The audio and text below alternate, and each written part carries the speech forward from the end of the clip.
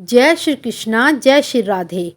अर्चना के कृष्ण गुणगान चैनल पर आपका स्वागत है। सबसे पहले तो आपको निर्जला एकादशी की बहुत बहुत बहुत शुभकामनाएं। निर्जला एकादशी हिंदुओं की एक ऐसी एकादशी है जो भगवान विष्णु को समर्पित है। यह ज्येष्ठ के चंद्र माह के शुक्ल पक्ष में आती है।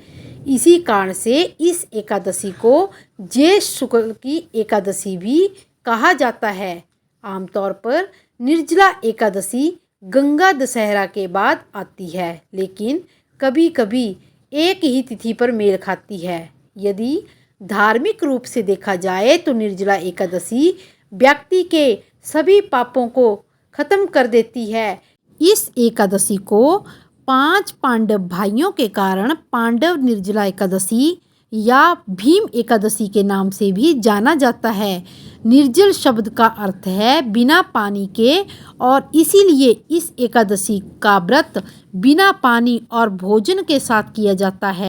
निर्जला एकादशी सबसे कठिन और सबसे महत्वपूर्ण और सबसे श्रेष्ठ व्रत माना जाता है। जैसा कि नाम से ही पता चलता है कि निर्जला एकादशी व्रत 2023 को पानी की एक भी बूंद नहीं पीनी चाहिए, इसलिए यह व्रत सबसे श्रेष्ठ और पवित्र है। गर्मी के मौसम में ये व्रत पड़ता है। भोजन से पूरी तरह परहेज करना कोई आसान काम नहीं है।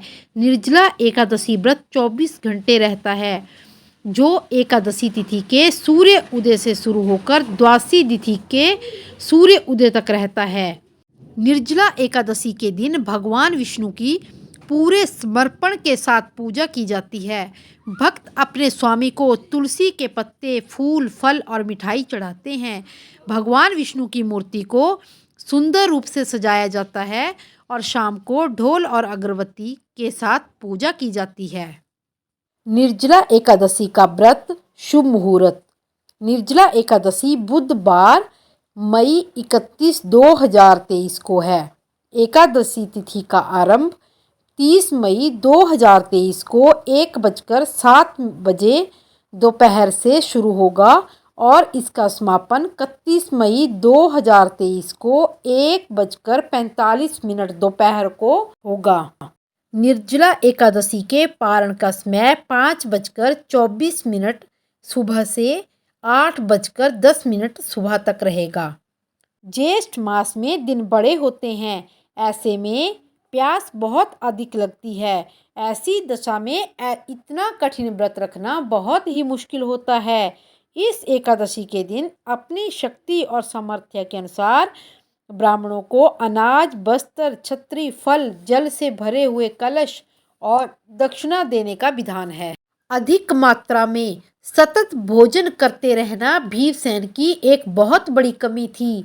एक दिन भीमसेन ने व्यास जी से पूछा, हे पितामह, माता कुंती, भ्राता युधिष्ठिर, अर्जुन, नकुल, सहदेव और द्रौपदी आदि सभी एकादशियों का व्रत करते हैं और मुझे भी अनाज खाने से मना करते हैं, परंतु मैं उनसे कहता हूँ कि भाई, भक्ति पूर्वक भगवान की पूजा आदि तो मैं भी कर लेता हूँ और दान भी कर देता हूँ, परंतु भोजन के बिना मैं नहीं रह सकता हूँ।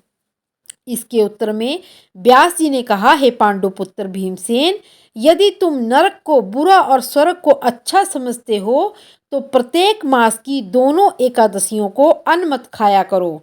तब भीमसेन ने कहा कि हे पितामह, मैं तो पहले ही कह चुका हूँ कि भोजन के बिना मैं नहीं रह सकता हूँ। यदि वर्ष भर में कोई एक व्रत हो जो मैं रख सकता हूँ, मेरे पेट की वृक्क नाम की जो अग्नि है, मैं अन्न के बिना पूरा उपवास तो क्या, एक समय भोजन किए बिना भी नहीं रह सकता हूँ। अतः आप मुझे ऐसा व्रत बतलाइए जो वर्ष भर में केवल एक ही बार करना पड़े और मुझे स्वर्ग की प्राप्ति हो जाए। श्री व्यास जी ने कहा कि हे पुत्र, बड़े बड़े ऋषियों ने अनेक शास्त्र बताए हैं जिसमें वर्णित उपायों में थोड़े से परिश्रम से ही स्वर्ग की प्राप्ति हो जाती है, परंतु उन शास्त्रों में भी दोनों पक्षों की एकादशियों के व्रतों को मुक्ति के लिए सबसे श्रेष्ठ माना गया है। श्री व्यास जी के वचन सुनकर भीमसेन नरक में जाने के भय से भयभीत हो गए और कंपामायन होकर बोले, अब क्या करूं? 1 मास में 2 व्रत तो मैं नहीं कर सकता हूँ। हाँ, वर्ष भर में 1 व्रत करने का मैं प्रयत्न कर सकता हूँ। 1 दिन व्रत करने से मेरी मुक्ति हो जाए, ऐसा यदि कोई व्रत है तो मुझे बतलाइए। यह बात सुनकर व्यास जी कहने लगे कि वृक्ष और मिथुन संक्रांति के बीच ज्येष्ठ मास के शुक्ल पक्ष की जो एकादशी आती है, उस एकादशी का व्रत करो। इस एकादशी के व्रत में स्नान और आचमन के सिवा जल वर्जित है। आचमन में 6 मास से जल से अधिक नहीं होना चाहिए, अन्यथा यह मद्यपान के बराबर हो जाता है। इस दिन भोजन नहीं करना चाहिए, क्योंकि भोजन करने से व्रत नष्ट हो जाता है। इस एकादशी के दिन सूर्य उदय से लेकर द्वादशी को सूर्य उदय तक जल ग्रहण न करने से समस्त एकादशियों के व्रतों का फल प्राप्त हो जाता है। द्वादशी को सूर्य उदय से पहले उठकर स्नान आदि करके ब्राह्मणों को दान आदि देना चाहिए। इसके पश्चात भूखे और सुपात्र ब्राह्मण को भोजन कराकर फिर अपने आप भी भोजन कर लेना चाहिए। इसका फल 1 वर्ष की संपूर्ण एकादशियों के फल के बराबर है। व्यास जी कहने लगे कि हे भीमसेन, यह मुझको स्वयं भगवान ने बतलाया है। इस एकादशी को पुण्य समस्त तीर्थों और दानों से अधिक माना गया है। केवल 1 दिन निर्जल रहने से मनुष्य के सभी पाप नष्ट हो जाते हैं। जो मनुष्य निर्जला एकादशी का व्रत करते हैं, उनको मृत्यु के समय यमदूत आकर नहीं घेरते, लेकिन उन्हें भगवान के पार्षद उनको पुष्प विमान पर लेकर स्वर्ग में ले जाते हैं। अतः संसार में सबसे श्रेष्ठ व्रत निर्जला एकादशी का व्रत है। इसीलिए यत्न के साथ इस व्रत को करना चाहिए। इस दिन ओम नमो भगवते वासुदेवाय मंत्र का जाप करना चाहिए और गौ का दान भी करना चाहिए। व्यास जी की आज्ञा अनुसार भीमसेन ने इस व्रत को किया था, इसलिए इस एकादशी को भीमसेनी एकादशी या पांडव एकादशी के नाम से भी जाना जाता है। निर्जल व्रत वाले दिन प्रातःकाल भगवान का पूजन करके ये प्रार्थना करें कि हे भगवान, आज मैं श्रद्धा पूर्वक निर्जला व्रत रखकर दूसरे दिन भोजन करूँगा।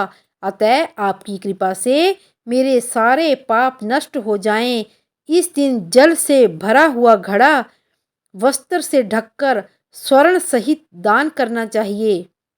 जो मनुष्य इस व्रत को करते हैं, उनको करोड़ पल सोने के दान का फल मिलता है, और जो इस दिन यज्ञादि करते हैं, उसका फल तो वर्णन नहीं किया जा सकता। जो मनुष्य इस दिन अन्न को खाते हैं, वे चंडाल के समान हैं। वे अंत में नरक में जाते हैं। जिन्होंने निर्जला एकादशी का व्रत किया है, वे चाहे ब्रह्म हत्यारे क्यों ना हो अथवा गुरु के साथ द्वेष करने वाले हों, फिर भी इस व्रत के प्रभाव से स्वर्ग को जाते हैं। हे भीमसेन, जो स्त्री या पुरुष श्रद्धा पूर्वक इस व्रत को करते हैं, उनको निम्नलिखित कर्म करने चाहिए।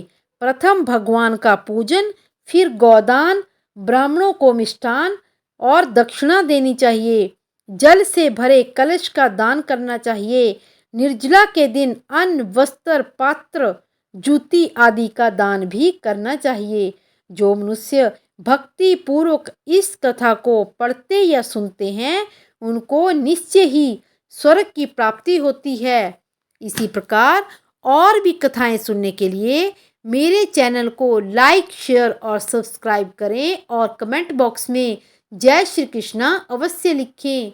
जय श्री कृष्णा, जय श्री राधे।